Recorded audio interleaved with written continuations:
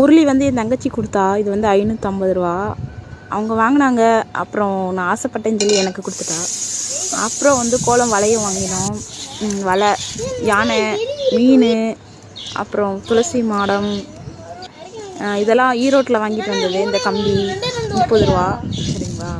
இதில் ரெண்டு புள்ளி தான் இருக்கும். அப்புறம் 2 கம்பி வாங்கிட்டு வந்திருந்தேன். இதில் நிறையா புள்ளி இருக்கும். நம்ம எத்தனை வரினாலும் போட்டுக்கலாம். இந்த கம்பியை தேடி இன்றைக்கி தான் கிடச்சிச்சு, அன்றைக்கி தான் கிடச்சிது.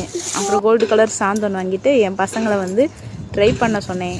குட்டி பையன் வந்து துளசி மாடம் ஃபஸ்ட்டு போட ஸ்டார்ட் பண்ணிட்டான். அப்படியே அழகாக வந்தது. அந்த குட்டி பையனுக்கு கொஞ்சம் தெரியல. அப்புறம் இந்த கம்பி வச்சு போட்டு பார்த்தோம். சரியாக வரலை ஃபஸ்ட்டு.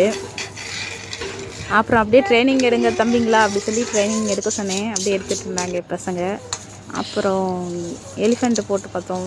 யானை சூப்பராக இருந்தது. சரிங்களா. அப்புறம் இதை எலிஃபெண்ட் வந்து 30 ரூபா தான். அப்புறம் உருளிலெல்லாம் பூவெல்லாம் வச்சு பார்த்தேன். அழகாக இருந்துச்சு. விநாயகர் பக்கத்தில் வச்சாச்சு. அப்புறம் வெளியே யானை வச்சு அந்த வலை வச்சு கோலம் போட்டேன். இன்றைக்கி தாமரை தான் போட்டேன், வெள்ளிக்கிழமை.